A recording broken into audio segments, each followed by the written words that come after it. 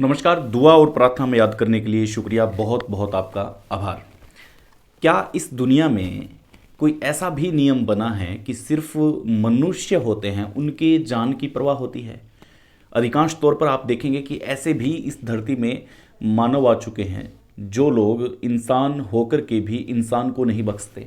लेकिन यहीं पर जो पशु है उन पशुओं के साथ भी क्रूरता करते हुए कई लोग हैं जो मिलते हैं।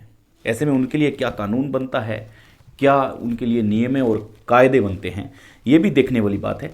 आज की एक बहुत बड़ी सनसनीखेज जो खुलासा हुआ है वो खतरनाक तरीके से हुआ है। ये खबर है झुंझुनू के कुहाड़वास पंचायत क्षेत्र की।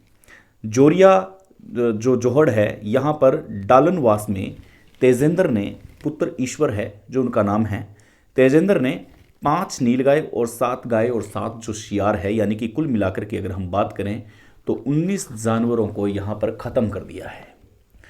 एक कायदा बनना चाहिए, एक नियम बनना चाहिए कि खेत में क्या होना चाहिए। अब पूरी जो घटना है विस्तृत रूप से मैं आपको बताता हूँ। तेजेंद्र का खेत है। तेजेंद्र ने अपने खेत में अपने ज़मीन में कुछ बो रखा है, इसलिए उस फसल का नुकसान न हो, वो अच्छे से इस फसल को ले, इसलिए उसने तारबंदी कर रखी है। यहाँ तक तो बात सही है। तारबंदी चारों तरफ से करने के बाद में इस तेजिंदर ने क्या किया कि 11,000 की जो तार आती है, जो वायर आती है, जिसके अंदर फैक्ट्री चलती है, चक्की चलती है, ऐसे बड़े उपकरण हैं जो चलते हैं घरों के अंदर, 250 वोल्टेज दी जाती है ताकि 250 वोल्टेज एक घर में फ्रिज चल सके, हीटर चल सके, लाइटें जल सके, यहाँ तक कि छोटा मोटा कोई भी उपकरण है वो 250 वोल्ट से चल सके।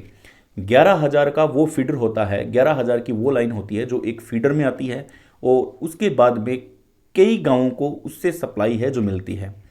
इसने 11,000 से सीधी एक तार उतारी और अपने खेत को पशुओं से बचाने के लिए इसने, इस महाशय ने, तेजेंद्र नाम के इस महाशय ने सीधी की सीधी जो तार है वो तार अपने खेत के 4 दीवारी में जोड़ दी। पूरा का पूरा करंट फैल गया, तारबंदी हुई हुई थी। अब यहाँ पर जो पशु है, जो गोचर भूमि में चले जाते हैं या किसी भी खेत में चले जाते हैं, इनकी जुबान नहीं होती, तो ये खाने के लिए दरअसल ओरण भूमि हो गई, ऐसी जगह पर ये जाते हैं जहाँ खाली हो। कई बार ये गलती से खेत में भी घुस जाते हैं। ठीक बात है, जहाँ पे झटका मशीन है वो भी कहीं ना कहीं बैन होना चाहिए, लेकिन एक किसानों के हित की बात देखते हुए झटके मशीन से पशु की मृत्यु नहीं होती, उससे थोड़ा सा झटका लगता है और उसके बाद में किसान की फसल खराब नहीं होती। और इस पर सरकारें भी चुप है। चलो, कंपनी इसको वेरीफाई करती है, ISI मार्को है, बाकी सब चीज़ें, टेस्टिंग वेस्टिंग सब होके कंप्लीट होता है। लेकिन 11,000 की तार ने पूरी की पूरी तबाही मचा दी। अब 11,000 करंट जो दौड़ रहा था, अब इस करंट दौड़ते हुए 5 नीलगाय, 7 गाय और 7 सियार ऐसे चपेट में आए कि वो अपनी ज़िंदगी त्याग दी। अब यही बात नहीं रुकी, यहाँ रुकती तो ठीक है। अब इसकी क्रूरता देखिए आप। 19 पशु मरने के बाद में इस महाशय ने इनके जलने का जुगाड़ बनाया। अब लकड़ी इकट्ठा करता है, लकड़ी इकट्ठा करके ये सोचता है कि किसी को पता न चले और इनको जला दें, ख़त्म कर दें और सबूत है जो मिटा दिए जाएंगे।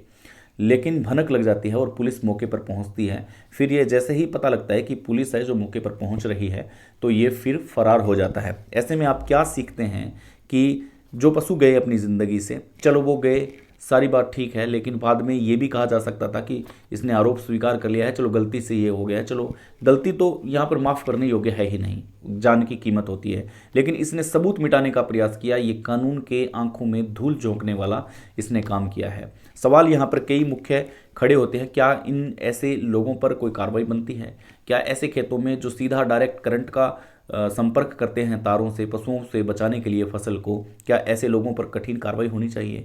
ऐसे मैं तो कहता हूं कि ऐसे खेतों का जो पट्टा और रजिस्ट्री होती है वो भी रद्द कर देनी चाहिए, ज़मीन की कुर्की कर देनी चाहिए ऐसे मामले के अंदर, क्योंकि जान है तो जहान है, और जब तक पशु और पेड़ पौधे हैं तब तक हम हैं।